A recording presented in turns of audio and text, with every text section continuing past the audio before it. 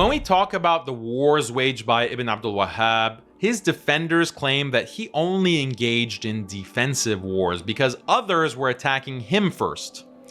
But this shows a complete misunderstanding of Ibn Abdul Wahhab's teachings and how he viewed his mission. As we saw in the previous section, Ibn Abdul Wahhab views the entire Muslim world as kafir mushriks who are worse than the Qurayshi mushriks in the time of the Prophet ﷺ. Now ask yourself, what did the Prophet ﷺ do to the Qurayshi mushriks? Did he say, we'll just live with them in peace until the end of time? No, the Prophet ﷺ waged offensive jihad against them with the purpose of wiping out idolatry in Arabia. On his deathbed, the Prophet ﷺ said in a hadith recorded in both Bukhari and Muslim, expel the pagans from the Arabian Peninsula. So the mushriks of the Arabian Peninsula had a choice, either accept Tawheed or be killed. As we saw in the previous sections, Ibn Abdul Wahhab viewed himself as undertaking the same mission as the Prophet ﷺ. He and his followers are the Sahaba, and the rest of the Muslims in his time are the mushriks. It's necessary to force these mushriks to submit to Tawheed, meaning Tawheed as Ibn Abdul Wahhab defines it. And whoever does not submit must be killed. This is how, according to Ibn Abdul Wahhab, Tawheed can once again spread throughout the world. In one of his letters, Ibn Abdul Wahhab leaves no doubt about this. We have prohibited them, meaning our enemies, from committing shirk, and we are fighting them on account of it, as God says, and fight them till there is no fitna, that is shirk, and the religion is God's entirely. He is citing the main ayah from Surah At-Tawbah that justifies offensive jihad against kufr and shirk, and he's applying this ayah to Muslims. Coincidentally, the great Sahabi Ibn Umar mentions that this is exactly what the Khawarij do. Al-Bukhari reported Ibn Umar considered the Khawarij to be the worst of Allah's creation, and he said, indeed, they take the verses that were revealed about disbelievers and use them against believers. This is exactly what Ibn Abdul Wahhab and his followers do. In fact, this is the core of Wahhabism.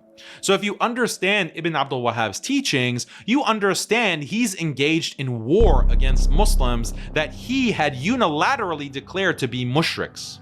When this is fully understood, we see how destructive and dangerous this ideology becomes to Muslims around the world, because if you don't accept Ibn Abdul Wahhab's specific understanding of Tawheed and Takfir, then you'll be condemned as a mushrik and your blood and property becomes halal.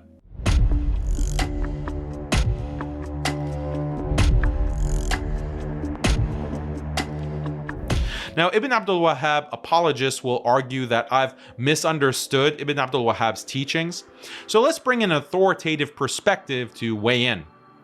Ibn Abdul Wahhab personally educated his sons and transmitted his teachings to them, such that they became the religious leaders of his movement after he died, known as Al-Shaykh. These sons provide the clearest and most complete account of Ibn Abdul Wahhab's jihad policies towards other Muslims. The sons of Sheikh Muhammad ibn Abdul Wahhab, may Allah have mercy on them, were asked, for those who are not under your leadership and do not belong to your state, is their land generally considered a land of disbelief and war, meaning Dar al-Kufr or Dar al-Harb? They answered, what we believe and worship Allah with is that whoever follows Islam, obeys his Lord in what he commands, and refrains from what he forbids and prohibits, is a Muslim whose wealth and blood are inviolable, as indicated by the Quran, the Sunnah, and the consensus of the Ummah.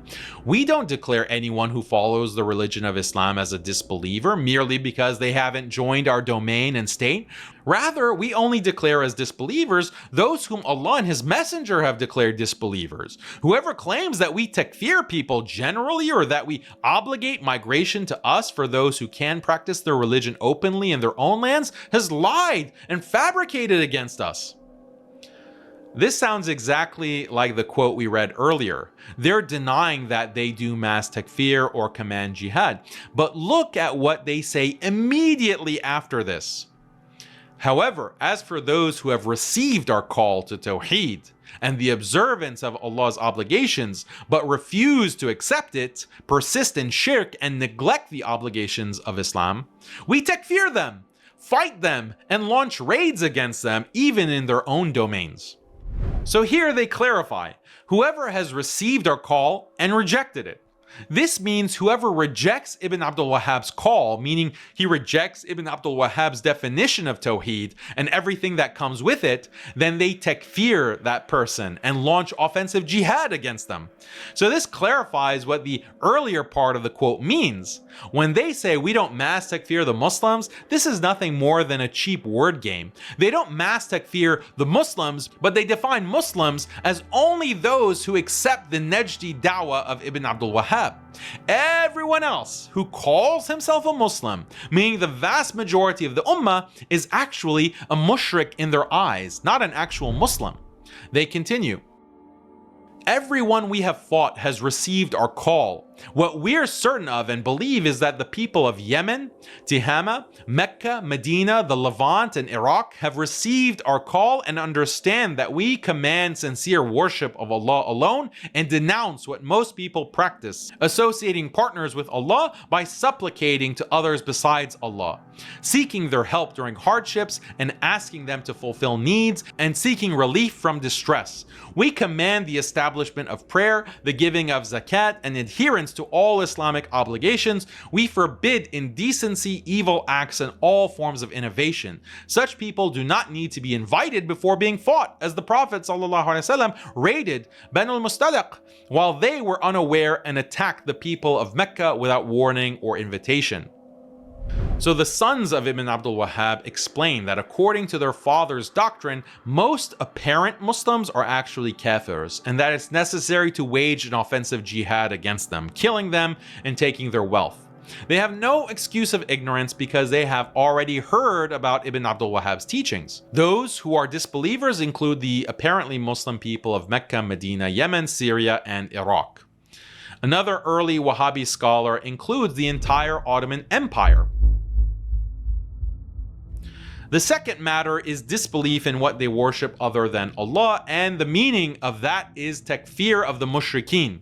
So whoever does not make takfir upon the mushriks of the Turkish state, i.e. the Ottoman Muslims, and the grave worshippers like the people of Mecca, and upon others from those who worship the righteous and left the tawheed of Allah for shirk and exchanged the sunnah of his messenger with innovations, then he's a disbeliever like them, even if he dislikes their religion and hates them and loves Islam and its people. When we sum up all of these teachings, we see that Ibn Abdul Wahhab had declared war on the entire ummah, an ummah that he viewed as being nothing but idol-worshipping mushriks.